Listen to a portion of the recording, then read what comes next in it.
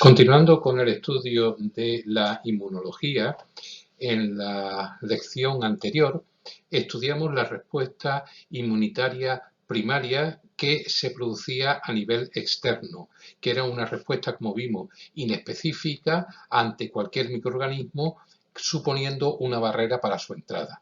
Cuando esa barrera se superaba, entraba en funcionamiento el sistema inmunitario innato o respuesta inmunitaria secundaria semiespecífica.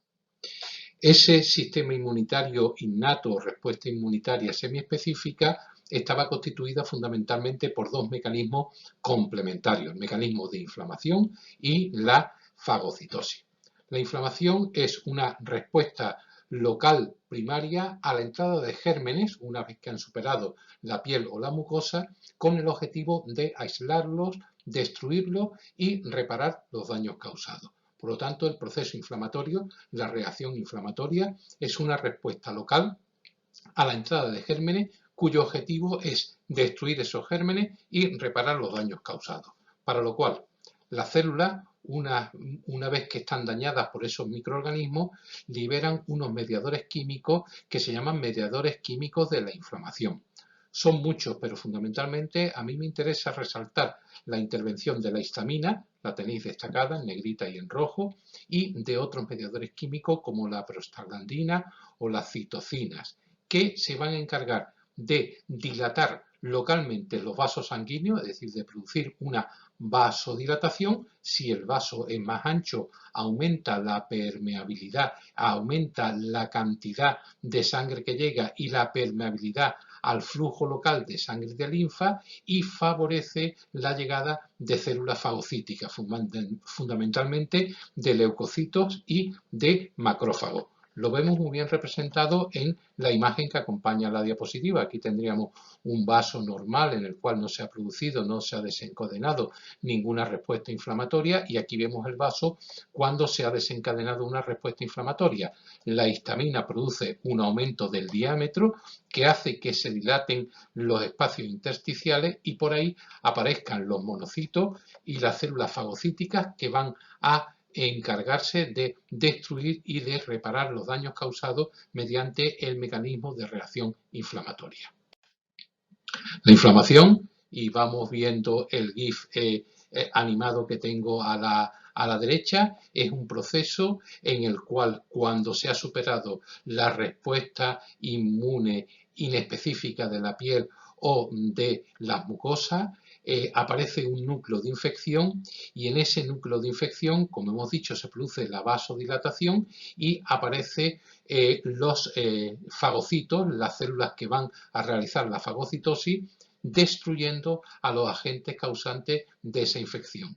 En el núcleo de esa infección, por lo tanto, se va a formar un acúmulo de restos celulares, de bacterias, de suero, de leucocitos polimorfos nucleares, que ya después veremos ahora mismo lo que son, que van a constituir lo que se denomina el pus. Aquí vemos cómo en esta imagen, aquí se produce la infección, la entrada de los microorganismos, la reacción inflamatoria, el fagocito, cómo produce la fagocitosis y repara el daño causado. Por lo tanto, una vez que se ha eliminado la causa de la infección, los macrófagos limpian los residuos, los fibroblastos reparan la zona dañada y se consigue superar esa en respuesta, ese ataque a ese microorganismo mediante una respuesta inflamatoria. Clínicamente, un proceso inflamatorio se reconoce porque produce 4 síntomas que se conoce clásicamente como los 4 OR, porque produce calor, rubor, tumor y dolor.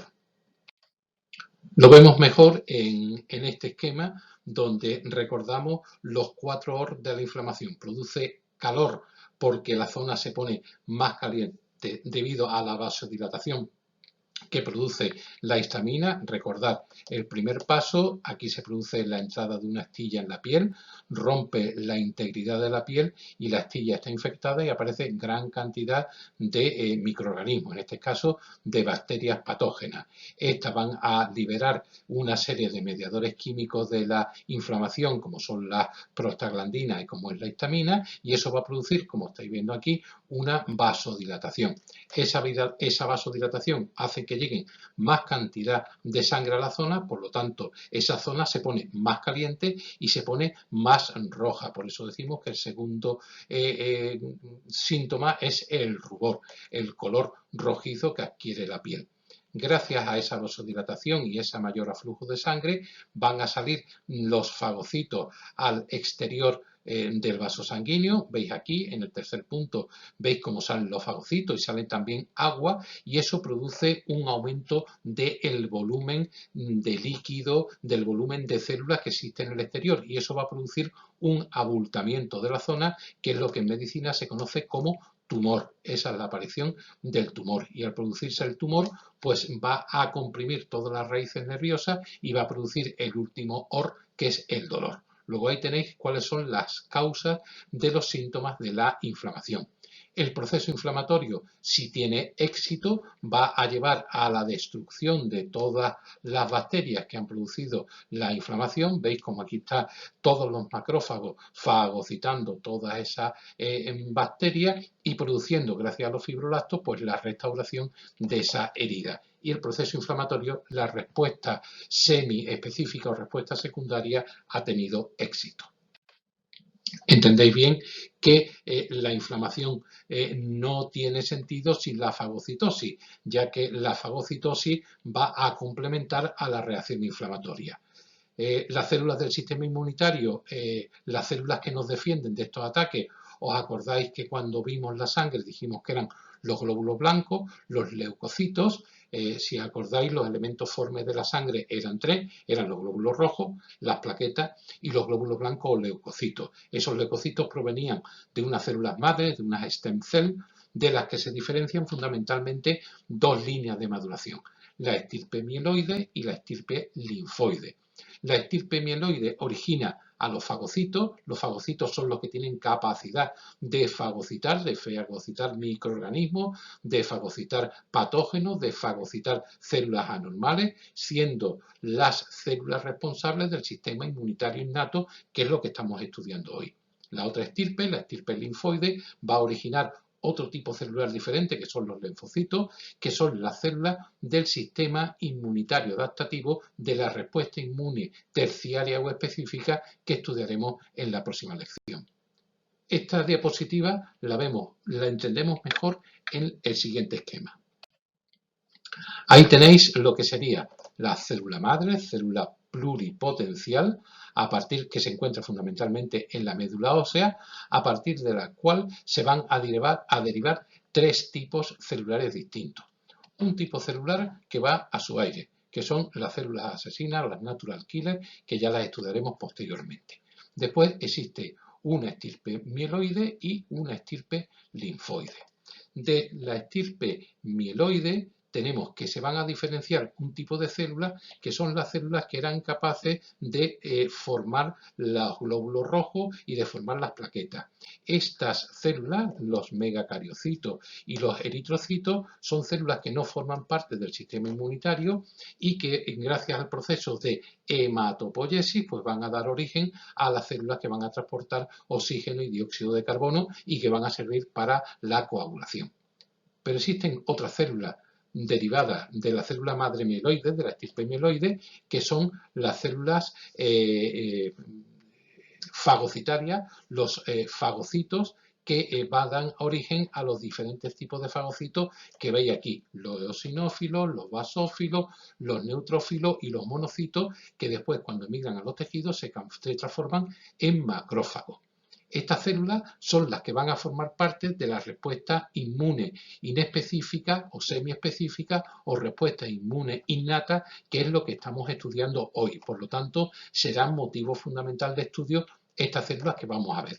Pero también de las stem cells, de las células madre, derivan las células linfoides. Esas células linfoides, después de maduradas en el timo o en la médula ósea, van a originar los linfocitos T y los linfocitos B, que van a formar parte de la respuesta inmune específica, de la respuesta inmunitaria terciaria del sistema inmune adaptativo que estudiaremos en lecciones posteriores. De esta manera tenemos bien claro los tipos celulares que provienen de las células madre, a sus tipos de maduraciones totalmente distintas y cada una su función específica. Las células mieloides van a servir para formar las células que constituyen la respuesta inmune inespecífica. Las células linfoides son las que van a formar parte de la respuesta inmune específica. Por lo tanto, la fagocitosis la realizan los fagocitos, células básicas que van a encargarse de fagocitar, es decir, que mediante pseudópodos van a envolver a los microbios formando los fagosomas, lo van a digerir mediante los numerosos lisosomas que tienen en su interior formando vacuolas digestivas y de esta manera pues destruyen al patógeno. Luego veis que entendemos fácilmente cómo nos van a defender los fagocitos. Aquí tenéis un macrófago, veis que tiene un gran retículo endoplasmático rugoso y aparato de Golgi para segregar, para producir gran cantidad de lisosomas. Esos lisosomas son los que van a formar las vacuolas fagocíticas que van a llevar a la destrucción de los patógenos. Dentro de estos fagocitos vemos que existen tres tipos distintos. Unos con gránulos que se llaman leucocitos polimorfos nucleares, tienen gránulos citoplasmáticos, esos gránulos citoplasmáticos no son otras cosas que los lisosomas. Un segundo tipo que son los macrófagos, que no van a tener gránulos, que no van a tener lisosomas por lo menos tan abundantes.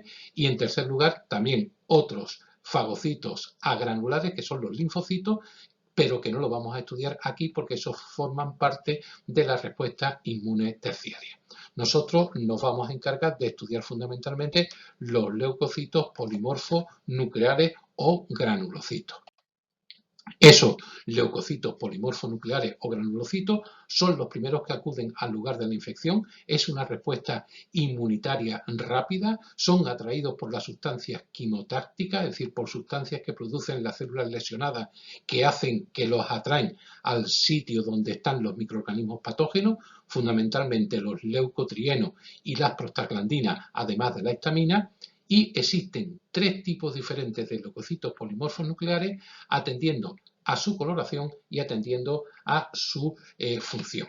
Así nos vamos a encontrar unos leucocitos polimorfos nucleares que no se colorean ni con colorantes ácidos ni con colorantes básicos, por lo tanto son neutros y reciben el nombre de neutrófilos. Son los más abundantes, son los más importantes y son los que tienen mayor capacidad fagocitaria. Son los primeros que llegan en acudir al centro donde se encuentran los agentes agresores, los microorganismos, mueren posteriormente y son los que van a formar fundamentalmente la pus. Por lo tanto, los neutrófilos no tienen color, son los más abundantes e importantes y son los que tienen mayor capacidad fagocitaria. En segundo lugar están los basófilos. Los basófilos, como su bien nombre indica, se colorean estupendamente con colorantes básicos y tienen gránulos fundamentalmente con mediadores químicos de la inflamación y de la alergia. Son los que tienen fundamentalmente la histamina, los que tienen los leucotrienos, los que tienen los prostaglandinas. Por lo tanto, son los que van a activar de alguna manera a los neutrófilos para que empiecen a hacer su función. Y por último están los eosinófilos que se van a colorar, se van a adquirir colorantes ácidos y son posiblemente inhibidores de la inflamación. Tienen la capacidad de producir enzimas que destruyen la histamina y los leucotrienos y por lo tanto de alguna manera regulan esa reacción de los neutrófilos para que paren una vez que han cumplido su capacidad fagocitaria. Los eosinófilos también aparecen en las infecciones por parásitos, ¿vale? Pero lo más importante es entender que estos son tres tipos de fagocitos derivados de los leucocitos polimorfos nucleares que, atendiendo a su función y atendiendo a su coloración, unos son neutros y tienen la máxima capacidad fagocitaria, otros son básicos y lo que contienen son los mediadores químicos de la inflamación y los otros son ácidos y lo que contienen son inhibidores de la inflamación. Y por último están los macrófagos, que son las células fagocitorias por excelencia. Provienen de los monocitos sanguíneos, como habéis visto, existen de la estirpe mieloide unas células especiales e diferenciadas que son los monocitos sanguíneos, que cuando salen del torrente circulatorio emigran a los tejidos atraídos por las toxinas mediante un proceso que se llama la diapedesis y que, aparte de tener su función fagocitaria, es decir, de destruir todos los microorganismos que encuentra junto con los polimorfos nucleares, son además encargados de activar a los linfocitos y de activar la respuesta inmune terciaria, el sistema inmune adaptativo. Los macrófagos tienen diferente denominación según el tejido en el que predomine, pero en definitiva son lo mismo, son células fagocitarias que provienen de los monocitos, solamente que cuando nos las encontramos en el tejido conjuntivo se llaman histocitos. Cuando nos las encontramos en el pulmón, pues se llaman macrófagos alveolares. Cuando nos las encontramos en el hígado se llaman células de Kupffer. Cuando nos las encontramos en la piel se llaman células de Langerhans. Y si nos las encontramos en el sistema nervioso se llaman microglía. Pero en definitiva son monocitos sanguíneos que han emigrado a los tejidos atraídos por las toxinas mediante un proceso de diapedesis y lo que hacen es fagocitar a esas células patológicas, a esos microorganismos. La cantidad total de macrófagos que existe en el organismo de un ser vivo se le denomina sistema fagocítico mononuclear.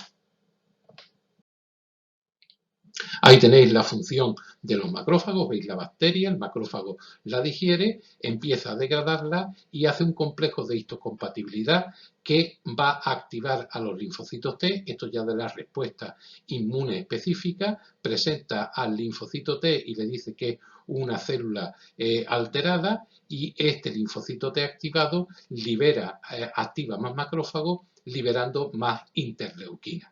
Sería el factor fundamental o otra de las funciones fundamentales de los macrófagos, que no solamente es la digestión y destrucción de los agentes patógenos, sino también es el nexo de unión para activar a los linfocitos T, que a su vez activan a más macrófagos y que a su vez activa a la respuesta inmune terciaria.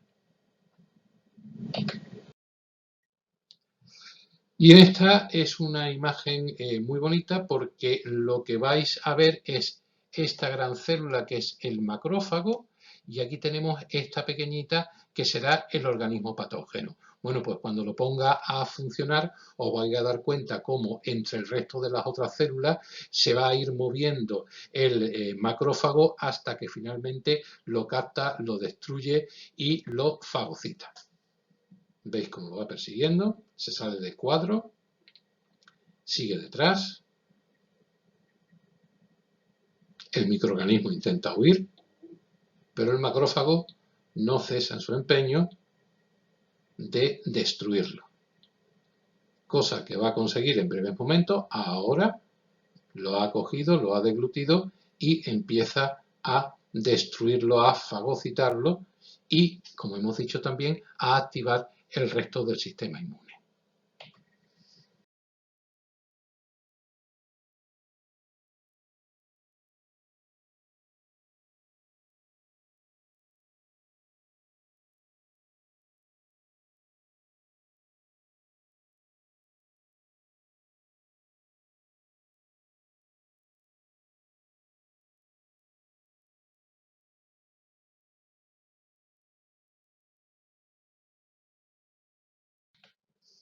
Por lo tanto, la barrera interna innata, la respuesta inmune innata, está mediada por una serie de células responsables. Por un lado, los neutrófilos o polimorfos nucleares granulocíticos que se van a encargar de la fagocitosis y eliminación de los microorganismos y por otra parte los macrófagos que también van a servir para fagocitar y para la activación de los linfocitos T.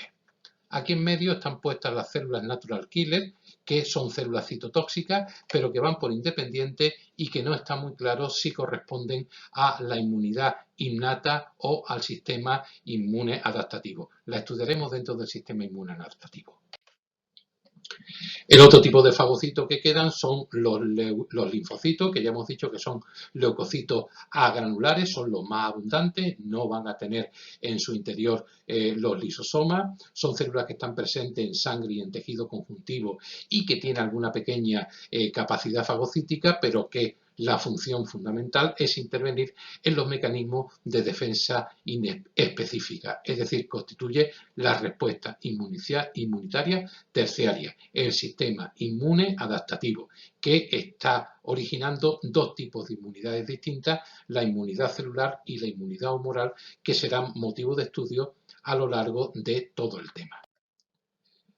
El sistema inmune terciario, sistema inmune adaptativo, es un sistema mucho más evolucionado, solamente lo tienen y es exclusivo de vertebrados, es específico para cada patógeno, por lo tanto lo hace muy específico y muy eficaz contra determinados agentes especiales.